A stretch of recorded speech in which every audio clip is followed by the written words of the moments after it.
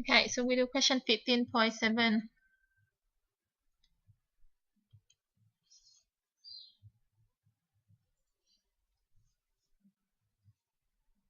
Right, so part A of 15.7.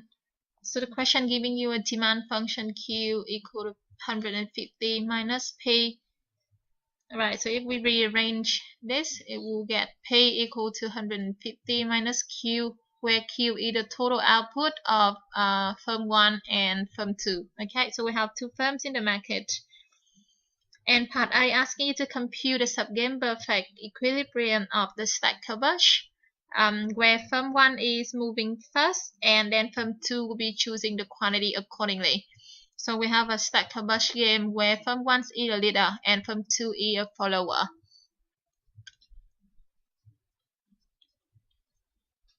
Okay, right. So firm 2 is the follower. So basically, we will do for firm 2 first. So the profit of firm 2 will be equal to the price that firm 2 will be able to get, which is 150 minus the big Q, and big Q is just equal to small q1 plus small q2. Okay, so this is the price in the market multiplied by the total amount that's sold to the market by firm 2.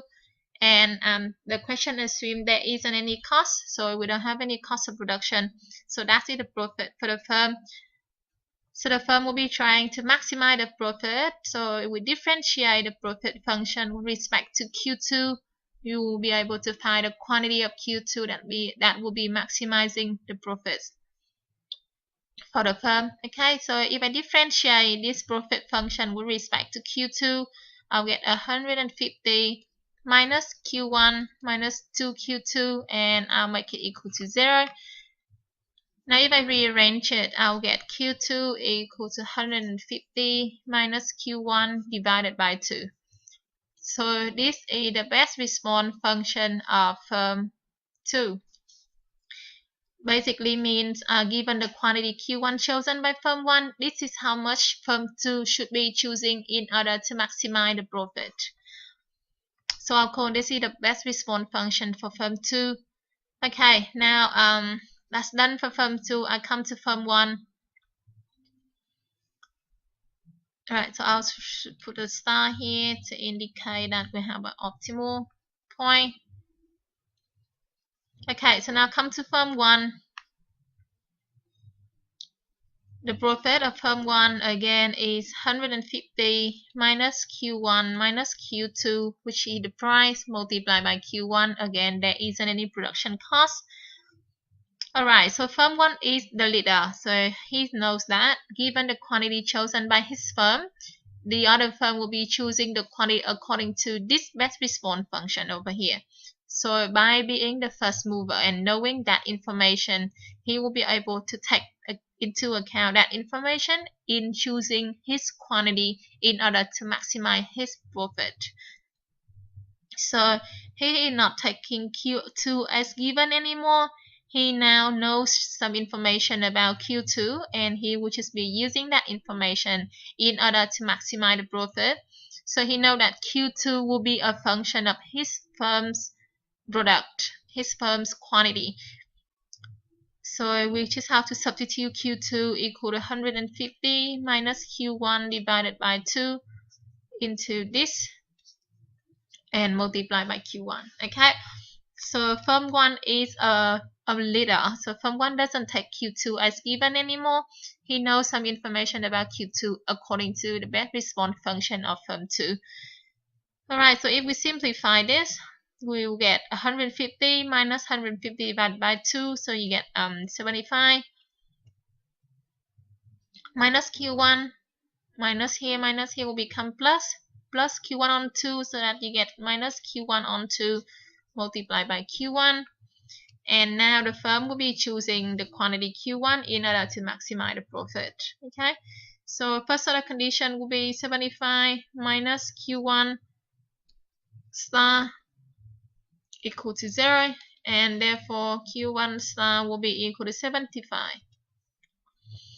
Alright, so by knowing the amount of Q1 star using the best response function, So from the best response function of firm 2, we will be able to find Q2 star equal to 150 minus 75 divided by 2, and that will just give you 37.5, which is the quantity chosen by firm 2.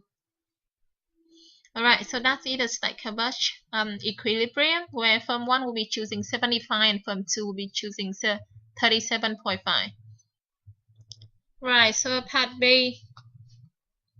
Now we come to the problem of entry deterrent, where firm 1 is already in the market and firm 2 is now deciding whether to enter the market or not. If firm 2 is entering the market, firm 2 will have to pay a fixed cost of K2, and after that he will be able to choose the amount output Q2 to produce to the market.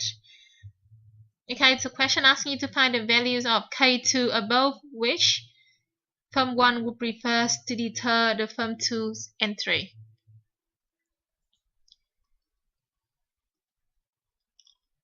Alright, so we say first of all, if firm 1 doesn't deter firm 2, so if firm 1 accommodate firm 2, then basically we have a duopoly market like in part A of the question, where two firms are working together, and so firm 1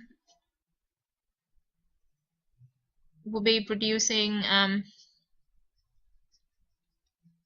Q1 star equals 35, and the profit for firm 1 in this case, say firm 1 star is equal to 75. So if you substitute the quantity Q1 back into the profit function for firm 1, we will be able to find the profit for firm 1 if the firm is producing 75 units of output. So that is 75 minus 75 divided by 2 multiplied by 75, and that will give you 2A12.5. Okay, so that is the profit for the firm if it decides to accommodate firm 2. Now, if firm 1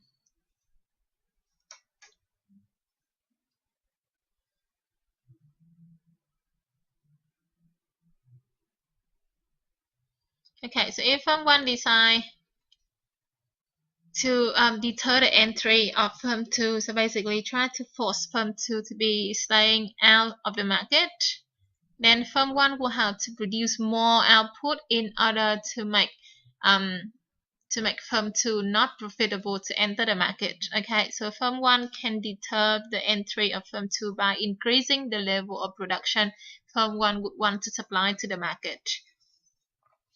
Okay, so if firm 1 decides to deter the entry of firm 2, it will be able to do so by increase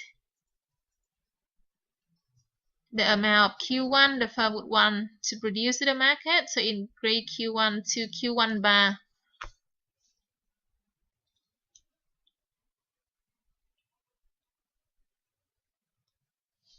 Alright, so if the firm is doing so, firm 2 will be so the best response function of firm 2 will be producing at the point where Q2 equal to 150 minus Q1 divided by 2. Okay, so now if firm 1 decides to produce Q1 bar, firm 2 will be able to produce Q2 equal to 150 minus Q1 bar divided by 2. Okay, so that is how much firm 2 will be producing, and by producing that much, the profit of firm 2 will be, so the price in the market will be equal to 150 minus Q1 minus Q2. So that will be equal to 150 minus Q1 bar, which is the quantity produced by firm 1, and minus 150 minus Q1 bar divided by 2, which is the amount produced by firm 2. Okay, so if we simplify this, we'll be able to get that equal to 75 minus Q1 bar plus Q1 bar on 2, so that will become minus Q1 bar on 2. Okay, so that will be the price in the market, and the profit for pump 2 under this case will be the price multiplied by the quantity produced by pump 2. So 75 minus Q1 bar on 2 multiplied by the quantity Q2, which is 150 minus Q1 bar on 2. Okay, so now this is just equal to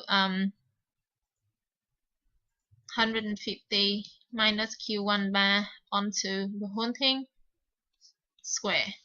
Alright, so that is the profit for firm 2 if firm 2 decides to enter the market. So now if firm 2 decides to enter the market, firm 1 will be producing Q1 bar, firm 2 will be responding to that by producing Q2, and okay, so say by producing Q2 bar. Alright, and this is how much firm 2 will be able to get. So outside this is profit bar. Okay, so this is how much firm 2 will be able to get by entering the market. Now, in order to deter firm 2 from entering the market, this profit will have to be smaller or equal to 0. Otherwise, firm 2 would want to enter the market. So firm 1 will have to be produced Q1 bar such that the profit for firm 2 is negative or maximum equal to 0. Okay, so in order to deter the entry of firm 2,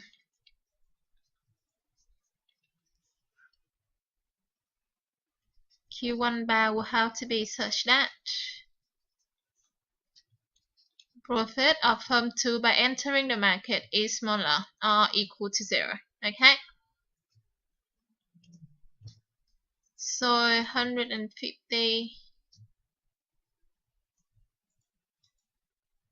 So we take the case when it is equal to 0. So that's in the maximum case. So Q1 bar will have to be such that the profit is maximum being equal to 0. Okay, so it can't be bigger than 0. Otherwise, firm 2 would want to enter the market. So instead of sign, this is a negative sign. Sorry, it is equal to 0. And so 150 minus Q1 bar divided by 2 will be equal to 0. Therefore, Q1 bar will have to be equal to I just forgot the entry fee that firm 2 will have to pay to the market. Okay, so this will have to be equal to negative K2 as well. Okay, so firm 2 will have to pay a fixed entry fee in order to enter the market as well. So you will have to take that into account in when you calculate the profit for firm 2. Okay, so I should have a negative K2 over here.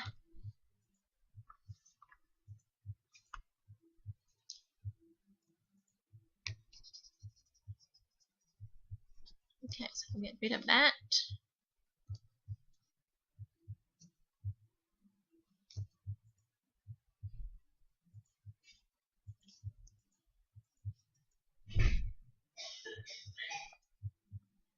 So I get 150 minus Q1 bar onto square minus K2, and that will have to be equal to 0. Okay, so I'll take the maximum case where the profit will be equal to 0. Now solving this equation here, I will be able to find the values of K2. So here I get 150 minus Q1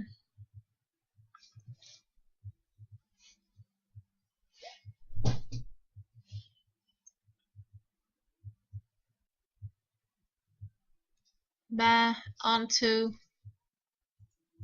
is equal to the square root of K2, and therefore Q1 bar will be equal to 150 minus 2 square root of K2. Okay, so I have found the quantity Q1 such that the profit for firm 2 will be equal to 0.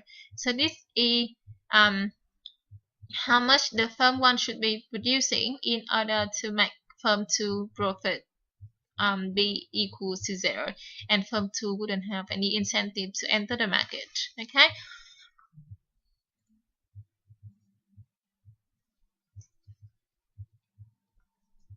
Alright, so what's the values of K2 in order for firm 1 to prefer to deter the entry of firm 2 instead of accommodating? Now, if firm 1 is the only firm in the market,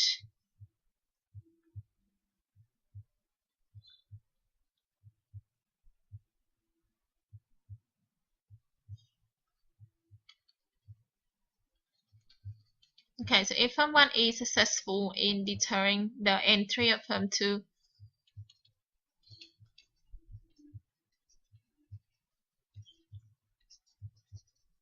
okay, so firm 1 will be the only firm in the market, so firm 1 will be the monopoly. Okay, so there are only two firms in the market, and if firm 2 doesn't enter the market, firm 1 will become a monopoly, and the whole market will be supplied by firm 1. So if firm 1 profit, so the price in the market will be equal to 150 minus Q1 minus Q2, and now you know that Q2 is just equal to 0 because firm 2 is not entering the market if firm 1 decides to produce at this amount of output Q1 bar. Okay, so that's the amount of output that the profit for firm 2 will be equal to 0, and firm 2 would not want to enter the market. And therefore firm 1 will be the only firm in the market producing Q1 bar. So therefore the price will be 150 minus Q1 bar, and that will be equal to 150 minus 150 minus 2 square root of K2, and that equal to 2 square root of K2. Right, so that is the price in the market. The profit for the firm 1 in case of monopoly is going to be equal to the price multiplied by the quantity produced by firm 1. So that is 2 square root of K2 multiplied by Q1 bar, which is 150 minus 2 square root of K2. Okay, so if I expand this thing, I'll get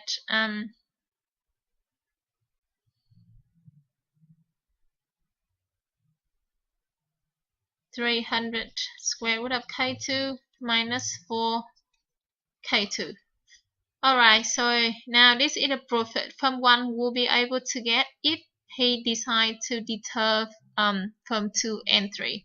And if he accommodates firm 2's entry, he will be able to get the profit under the duopoly case, which is 2812.5 that we found before.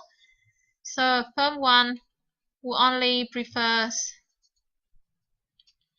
to deter the entry of firm 2 if and only if the profit in the case of deterrence is bigger or at least equal to the profit that firm 1 can earn under the case of duopoly. Okay, so under the case when he accommodates firm 2's entry. So we got 300 square root of K2 minus 4 K2 is bigger or equal to 28 for 12.5. Alright, so by solving this inequality over here, you will be able to find that K2 will have to be bigger or equal to 120.6.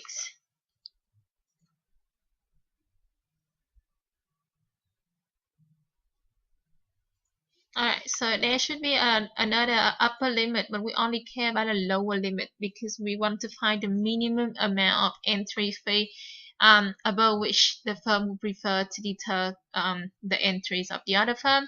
So we would just take a smaller number. Okay. Alright, so we will be able to find that for any entry fee that's bigger Then 120.6, the firm 1 will have incentive to deter firm 2's entry.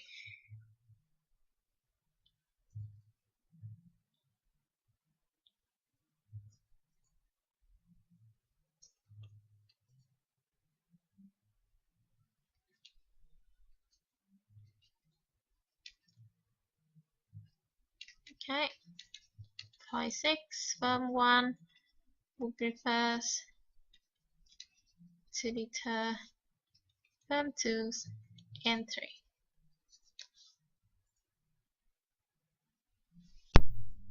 Okay, so Pasi asking you to represent Cournot Stackelbush and the entry deterrent outcomes on the best response function diagram.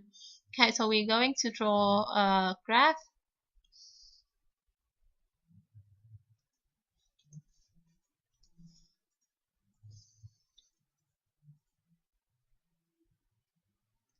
Alright, so I got here is the quantity for firm 2, and on the horizontal I got quantity for firm 1. I got origin here. Alright, so I got two best response function for firm 1 and firm 2. So I'll just draw a random one. So say this is the best response function for firm 1.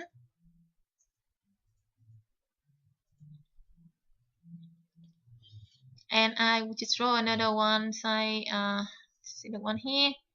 And outside this is the best response function for firm 2. Alright, and so the Cournot equilibrium is the intersection between two best response function. Okay, so this is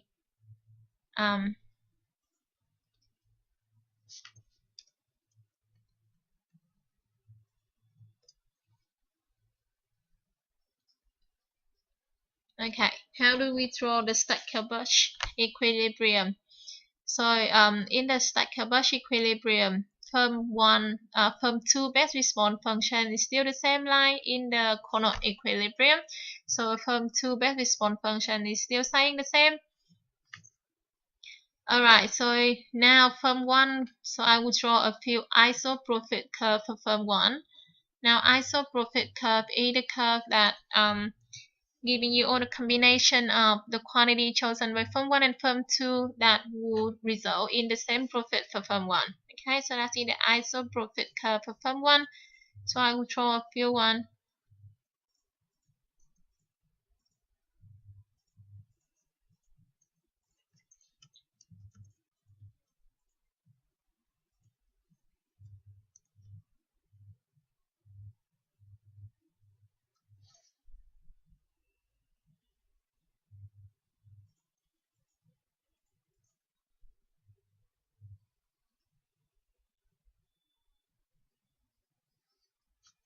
Okay, I should do this. Right. Now remember the isoprofit curve will have to be the best response function of firm 1 will have to go through the top point of each of the isoprofit curve of firm 1. Okay, so this is the isoprofit curve for firm 1. Right, so the lower the curve, the higher the profit for the firm. So the decreasing, the direction of increasing profit is going down. Okay, this. Alright, so for the Stackelbush equilibrium, basically the best response function for firm 2 is still the same line, which is the one that I drew before. Now firm 1 will be choosing the quantity Q1. Alright, so I'll say this is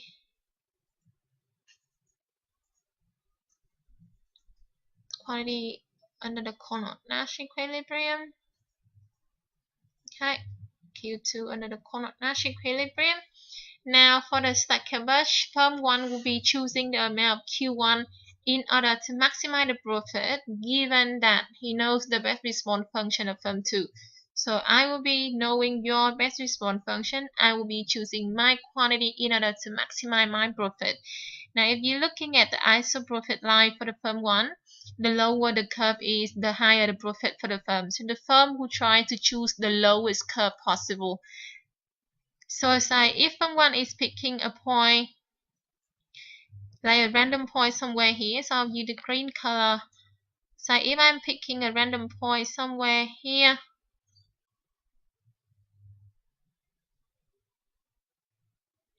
there. So if I'm picking my quantity over here, I know that your best response function is the black line over here, and okay, and this is what you're going to pick. Okay, so according to the black line, this is what firm 2 is going to pick. Alright, and corresponding to this point, over here, this is going to be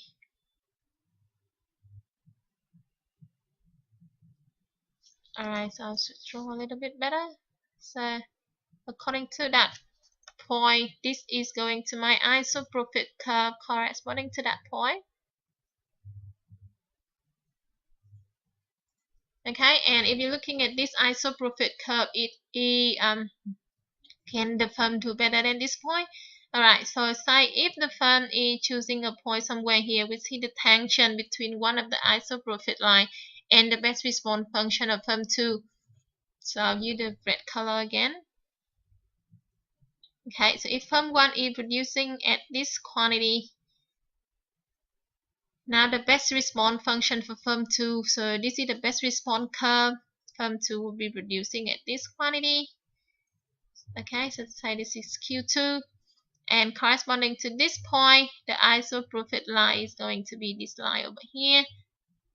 Okay, the line I just draw, and okay, and that's the profit for the firm. Now, can the firm do anything better than that? So if you play around with picking another point for firm 1, any other point that firm 1 is picking will be lowering the profit for firm 1. So the tangency point between one of the isoprofit curve and the best response function for firm 2 is the optimal point, and that is the Stackelberg equilibrium.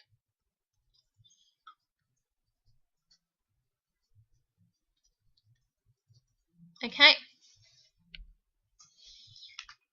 Alright, and how do I draw the outcome of the entry deterrent? Alright, so I would like to draw another graph so it won't be so messy. Okay, so I got another graph over here.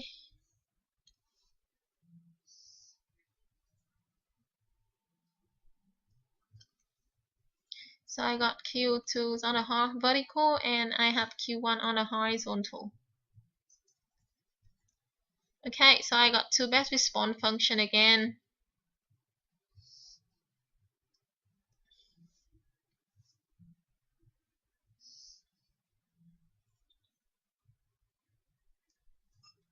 Right, so this is the best response function of firm 1 and this is the best response function of firm 2. Alright, so how do I show the entry deterrent outcome on the graph? Basically, I just have to draw a few isoprofit line for firm 2. So I'll do a few one for firm 2.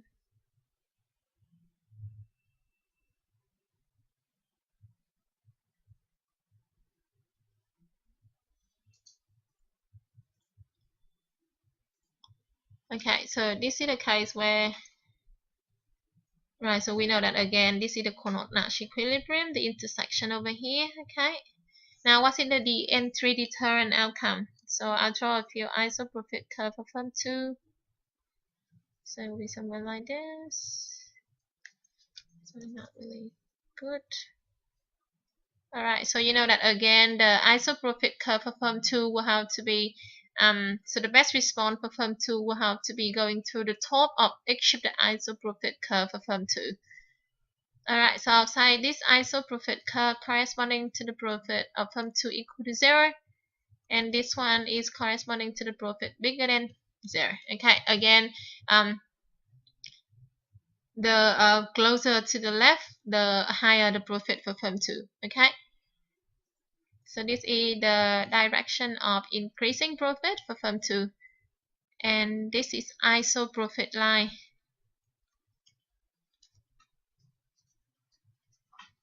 for firm 2. Alright, so firm 1 will be choosing the amount Q1 bar in order to make firm 2's profit equal to 0. So this will be the point over here, so I'll just use a green one.